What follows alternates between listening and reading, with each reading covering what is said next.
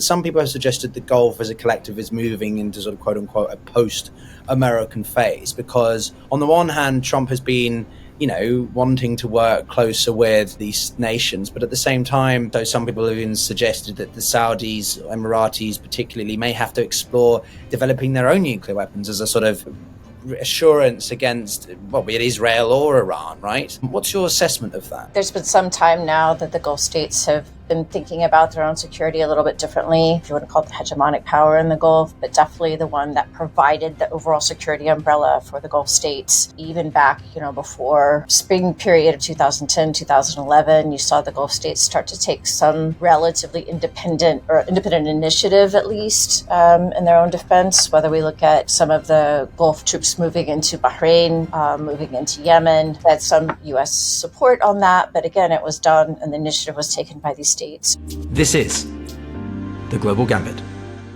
How's it going, everyone? Welcome back to the channel. Today, my guest is Kristin Diwan, who is a senior resident scholar at the Arab Gulf States Institute in Washington, where she specializes in a multitude of things, as you'll see during this conversation. But that includes the Gulf political economy and sort of how the Arab nations, the Gulf nations, navigate Middle Eastern and global affairs. And I think, given everything that's going on, including Iran's continued seeking of potentially a nuclear weapon, as we've had in another conversation you should check out, I wanted to understand the sort of response and perspectives of the various nations that are sort of in the middle of all this, both literally and metaphorically. So, Kristin, thank you very much for joining the Global Gambit. I'm very curious to hear, initially, we had this unprecedented set of exchanges, shall we call them, between Iran, Israel, and to a certain extent, the United States.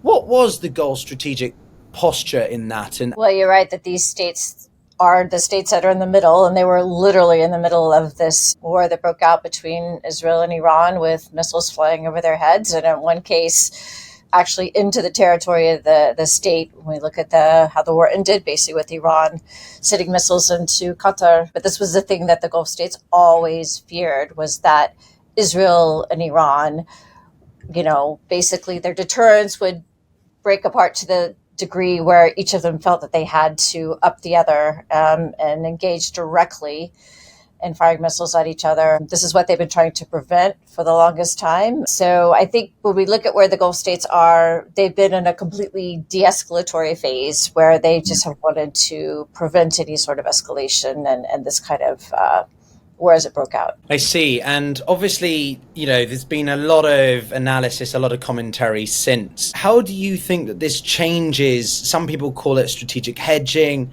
others just call it opportunism. How do you think that this influences the balancing act that these countries have had, particularly, say, the Saudis or the Emiratis vis-a-vis the United States, China, and the regional powers themselves, perhaps Turkey, for example? Yeah. It will be interesting to look at. Famously, at one point under the previous king in Saudi Arabia, King Abdullah, they were pushing the U.S. to cut the head off the snake, I think was the direct quote that they had, referring to the Islamic Republic in Iran and MBS as well, the current de facto ruler of Saudi Arabia. At one point also said it was useless to try to negotiate with Iran as long as they were an Islamic Republic. But that definitely has not been the current strategy. I think more recently, the Gulf states have felt less sure that the U.S. would be able to secure them. And so they've decided that basically having some sort of relationship with Iran and relying on kind of overall de-escalation was the best strategy on both sides. It's an interesting question now that Iran is so much weaker. You're right, if they will see that as less of a threat or willing to kind of flip completely against Iran. But that hasn't been the case thus far. What we see instead is, I guess, the strategy of continuing to push for de-escalation. And in the meantime, trying to sort of gain more influence in those states where Iran has been pushed back. So we see the states being very interested in engaging again in the Levant, where they had been kind of absenting themselves. So you see Saudi Arabia pushing for the U.S. to end the sanctions that it had on the Syrian government. That was successful. And you've seen a lot more effort of the Gulf states to move back into Syria, perhaps also in Lebanon as well. They've been pushing for an end of sort of Israeli pressure campaigns there, trying to get some kind of settlement there with maybe perhaps more interest to go back into Lebanon. So these are areas where Iran obviously had huge influence through Hezbollah. And so maybe now there's some chance for the Gulf states to step in and kind of push aside what was this font of influence for Iran. Yes, no, I appreciate that. Now, I want to talk a little bit about America, Saudi Arabia, or the Gulf states in a second, but just on sort of the Israeli dynamic here. Obviously, one of the pinnacle achievements people argue was of Trump's first term, the Abraham Accords, and the sort of icing on the cake, the cherry on the cake, whatever, would be obtaining Saudi Arabia's normalization of ties with Israel, which seemed people tacitly thinking that was going to happen. That was close. And then October 7th happens, and just generally there's a whole shift in the paradigm of the Middle East. Do you think that it is still possible? Is that why Saudi Arabia doesn't come to more of a support? I mean, if we look at it in broader context, sort of some of the same thinking that there's been a regionalization of the security of the Gulf, meaning that Gulf states need to take more interest of their own position in the region and the other powers in the region, that the U.S. again won't be kind of the overall protector for the region anymore, had led several of the Gulf states, most notably, of course, UAE, to look around the region and say, hey, Israel's could be quite a useful partner if we're looking at it in terms of regional terms, as the most powerful country, a useful counter to Iran, but also just a useful partner in terms of technology and a lot of the economics, which really I have to say is where the Gulf states' mind is these days, is on their own development and positioning, global positioning in a not just a geopolitical sense, but also in a political economy sense. Yeah. So I think there was hope that they could bring in Saudi Arabia, which of course would be the biggest prize and would inevitably have a lot of other Islamic and Arab states follow them. But you're right that October 7th and then the inability to sort of end the war, and now the absolute horrific situation with the Palestinians in Gaza and also in the West Bank, I think has really put a damper on any of that. I think even when we saw this escalation with Iran, you could see that Saudi Arabia and the other Gulf states are now looking at Israel as perhaps a problem too. And if we look at Israel since October 7th, they've had a much more kind of forward, you think of like Israel, Iran used to have this forward defense strategy. Now we have Israel doing that with having a presence both in Iran and in Lebanon and in Syria, of course, going to blows now directly with Iran. There's kind of a feeling that maybe Israel is also a destabilizing power.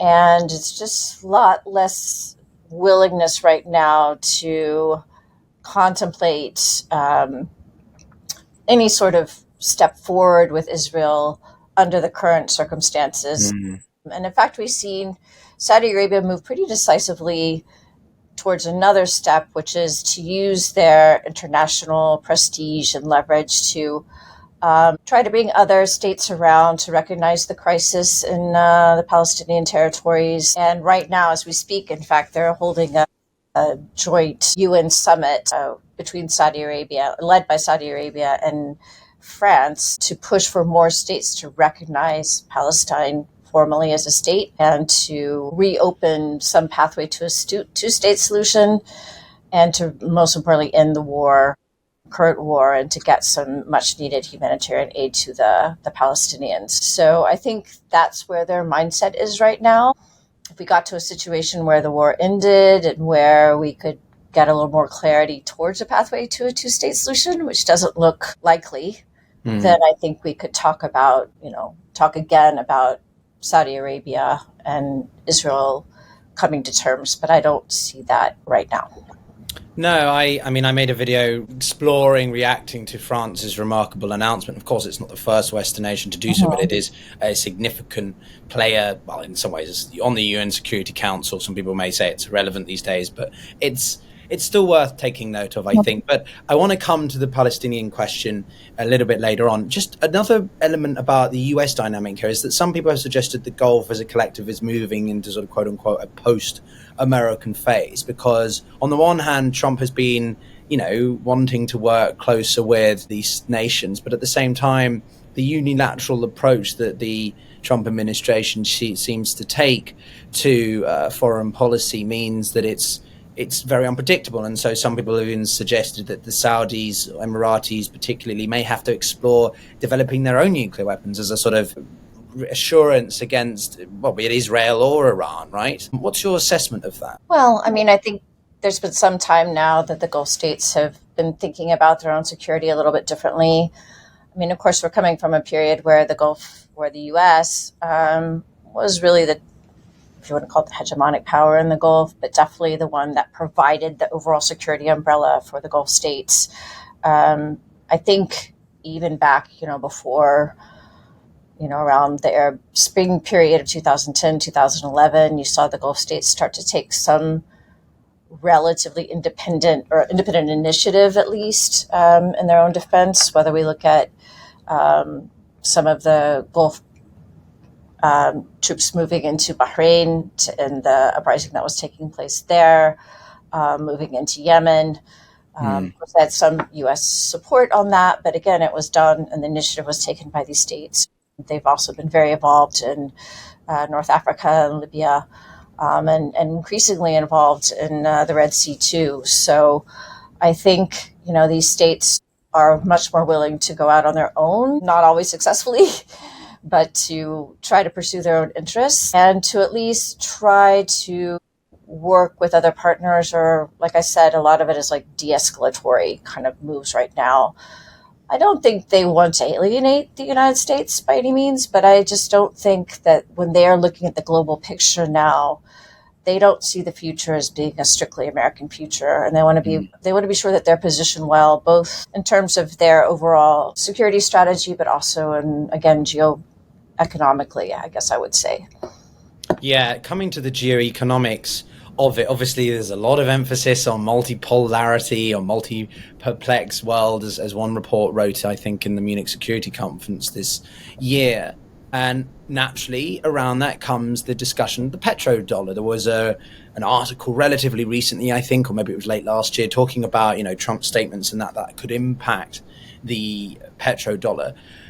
How serious is the Saudis or the Emiratis looking at alternatives to dollar-denominated trade, for example, and taking things like BRICS seriously? Is that a genuine shift in alignment, or it's more talk than action? I mean, it's not something that I take with a huge amount of seriousness, to be honest. The UAE has joined BRICS. Saudis haven't. They've kind of played around with it, but I think when they saw, that this could cause problems for this on the UN or more international front, they weren't so eager.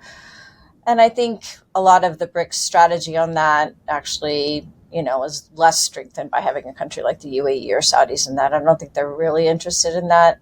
I mean, sort of long term, like I said, I think if you talk to a lot of, thought makers, policy thinkers in these states, they do believe that globally it's moving in that direction, that the U.S. won't be the dominant state, that we're going to have sort of strong powers. They're very interested in being themselves middle powers, and to work with other strong middle powers. You can see a lot more efforts working with India. Their interest, again, as I mentioned, in Africa as well. So I think they see themselves as kind of hubs for this more central area that they don't think will be U.S. dominated, but I don't think there's much interest in ending the U.S. dollar domination, really. No, I mean, we have a lot of debate on this channel about the influence or sort of severity of BRICS, if that makes sense. I myself am quite fascinated by it, and people should check out a video I had with another professor from MIT about BRICS if they're interested. But one thing I would be interested to hear is about this idea of de-risking from US financial systems more broadly, right? Are Gulf sovereign funds, for example, actually doing that? Was it more rhetoric than reality? And how can they better hedge economically? We talked maybe about things in a national security sense, but could you break that down a little bit more? Well, I think the main move of the Gulf states is They know that they need to diversify away from oil. They are doing that. Especially the UAE, if you look at them taking the lead, they had less percentage of their economy involved in that directly in oil. And that move involves financialization, basically. And that means that they need to be making investments globally and also putting a lot more money at home. That's the Saudi strategy right now, is to put a lot more investments. I wrote a piece for Geopolitics some time back. It's been 20 years ago, where Saudi Arabia didn't even have a sovereign wealth fund. Okay. Because they didn't have huge additional wealth. People don't think about that, but it wasn't, a country that had a lot. And they were very conservative. They put all of their money directly into treasury bonds. That's how they kept if they had extra money. And that was part of their geopolitical sort of posture in line with the United States. If you look at what they're doing now, they're trying to make enough money, financializing through the sale of some of their shares, and Aramco, and to use that additional money to invest domestically and in new industries to try to diversify beyond oil. So I think that's kind of what we see. There's a desire to move their economies in a way like that. I think in terms of their financial investments abroad, though, the United States is still going to be a huge point of investment for them, as it is for the rest of countries. They can't really avoid that. And I don't think we're to the point yet where people are pulling the money out of the United States. But to be devil's advocate, Trump is volatile, to put it politely, and even these sets of nations surely have their limits or their desire to want to diversify at least away, minimize those risks. And one of these things with his comments around, we cover a lot on the channel, Russia, Ukraine, taxation of 100% or whatever it is on any country that deals with Russia, right?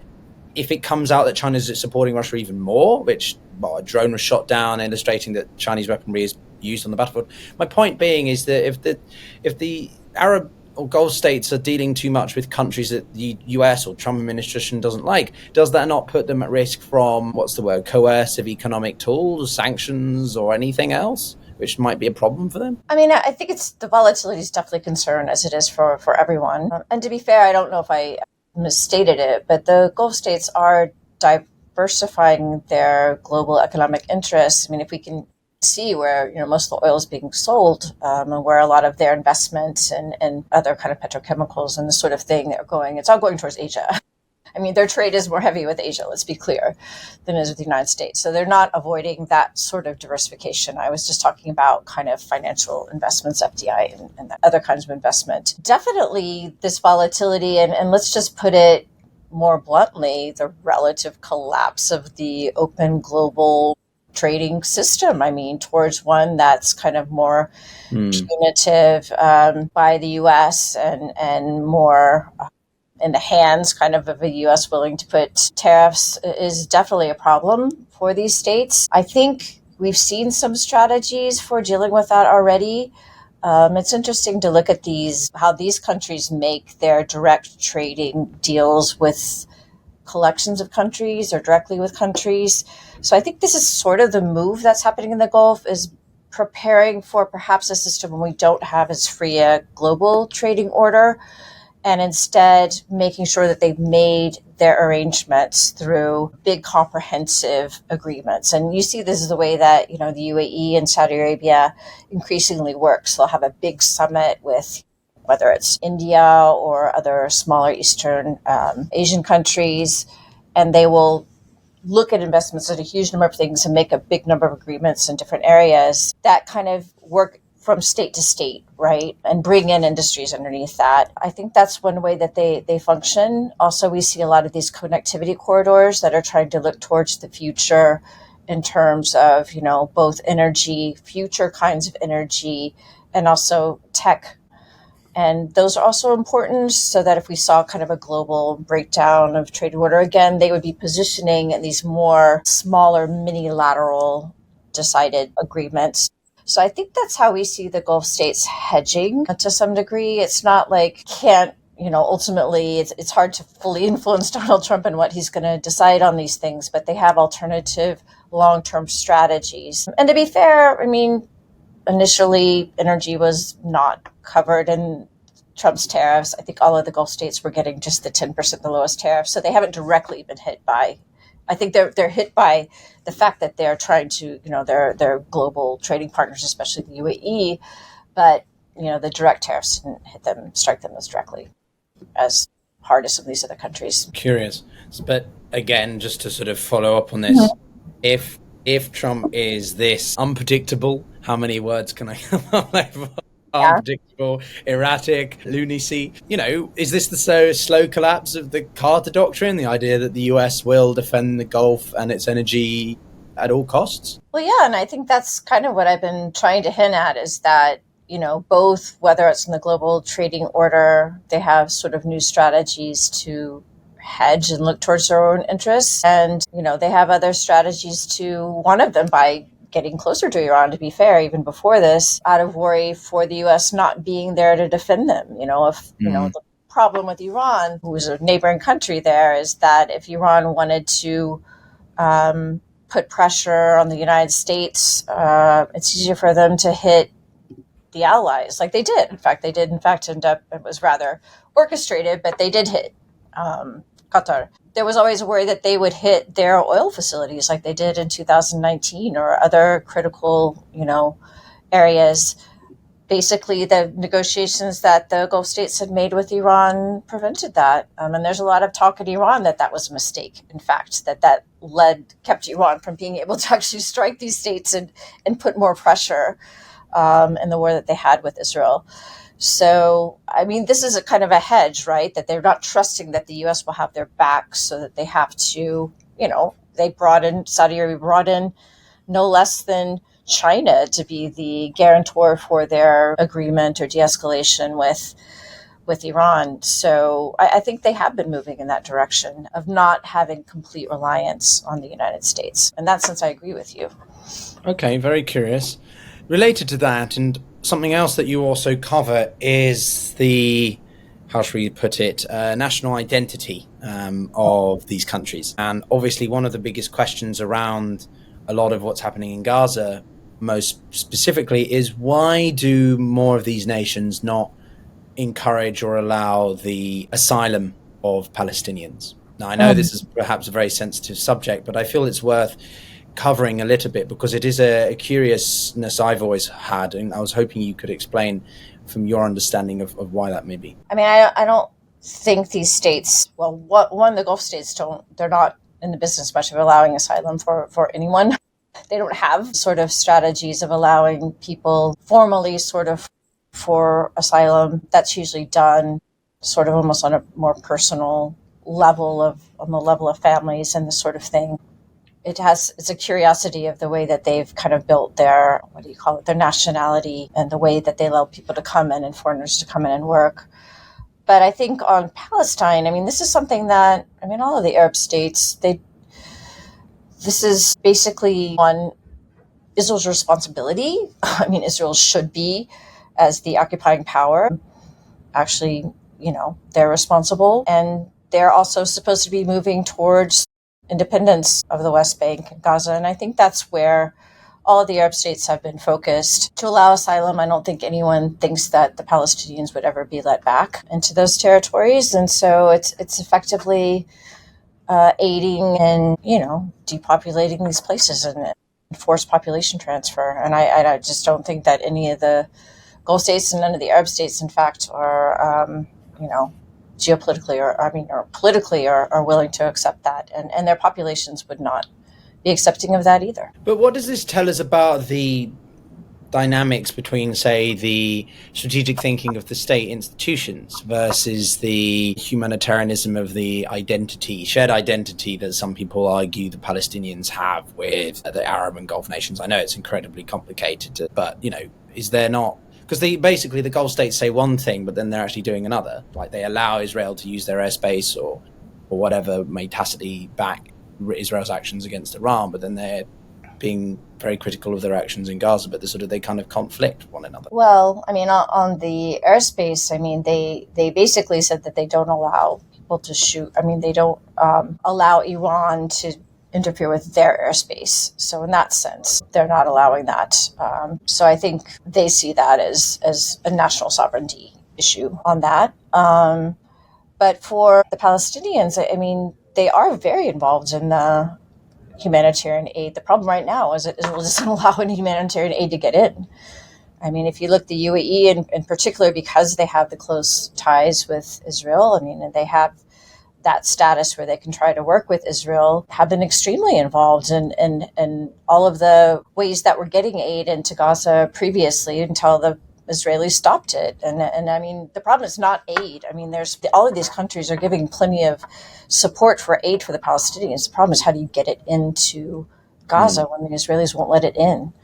So I think as far as humanitarian things, they're much willing to help. They're definitely pushing for a two-state solution and have put their pressure that way, and are taking global action to try to push for that, as we see Saudi Arabia working with France. But that's different than saying that we will help Israel with population transfer, forced population transfer out of Gaza. No, that I don't think they're helpful. Although I will even say, though, that the UAE kind of hinted that they could be accepting of that on some level, or they've kind of put some hints that there may be some limited way for not forced population transfer, but they would accept some people. Right. I guess they're the one state that's a bit outside of that. Okay, no, it's those kinds of nuances that I'm curious about. But I guess looking forward, obviously one of the most infamous ones is Vision 2030, but in light of the unprecedented geopolitical instabilities, this international disorder, as I call it now, is that still possible, or is it more vulnerable because of what's happening? Well, they certainly hope it's possible because this is their future on the line, pretty much. Vision 2030 is a vision about economic diversification, but it's also about recentering the strategy of Saudi Arabia as more of an Arabian power, looking to both East and West, and trying to have kind of more of a hub strategy like we see out of a country like, or emirate like Dubai, and I guess overall the UAE. And it also is about re-identifying Saudi Arabia, their national identity, into more of a national posture than what we knew before, which was really as not just an Islamic leader, but an Islamic leader of a particular type.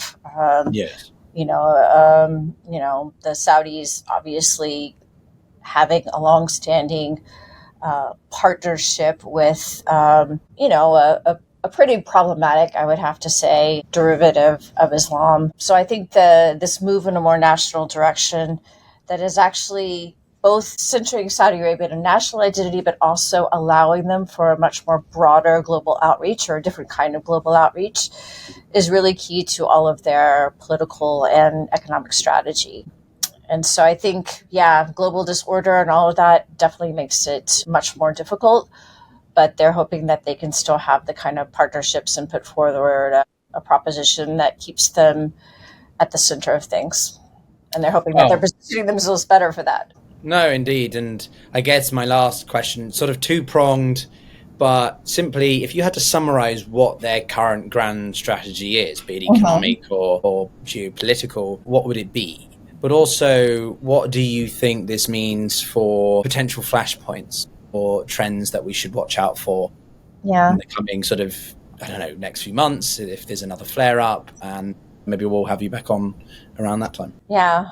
Wow. Well, their strategy is that to remain kind of very important central hubs in the global order, to be middle powers that, other countries, when they're looking to the Middle East to resolve things, can turn to them. And we've seen them playing that role, whether it has been and helping in to mediate negotiations, even between Russia and Ukraine, even stepping out that far, obviously still being active, especially Qatar on the Gaza front. Or further afield, we've seen Qatar mediating conflicts in Africa. Now, these are states that want to remain relevant. I mean, if we're looking at Saudi Arabia, still heading OPEC Plus, never really pushing their ongoing, at least oil partnership with Russia, even under considerable pressure, so that they feel like they have a stronger posture in the global oil markets. That's definitely a flashpoint to look at. And you didn't mention that one with Trump less than de-dollarization, that kind of thing, is just like flashpoints over oil pricing and state interventions, I guess I would say, broader coalitional interventions into oil markets. That's definitely probably a flashpoint to look forward to. And then I think having a de-escalatory posture where they think this kind of more global economic outreach, these are states like the UAE who has ports, port interest and an expansion, and economic interest, like I said, all the way from the east to India and all the way to the west into East Africa and beyond, that they can keep those going. So I think, they will definitely be against any sort of broader escalation and trying to work towards ending conflicts, I would say, across the Gulf region and their neighborhood, and see if they can expand these economic partnerships. That's what they're trying to do. Well, Kristin Diwan, resident scholar, Arab Gulf States Institute in Washington, D.C., thank you very much for your time. It's been a very wide-ranging and, if I do say so myself, excellent conversation. All those fantastic questions. And I look forward to I look forward to hopefully having you back, hopefully in the near future. But that's it from us, everyone. And don't forget, if you fancy testing your own global strategy skills, then check out Supremacy World War III, a free online PvP game set in modern global warfare. Click the link in the description to claim your exclusive starter pack, including a seasonal unit worth $25, available free for the next 30 days. Show us how you'd run the world. If you enjoyed the conversation, do like it, subscribe, do check out Kristin's work, and, drop your thoughts in the comments below. I do read all of them, and I look forward to seeing you next time. Bye-bye.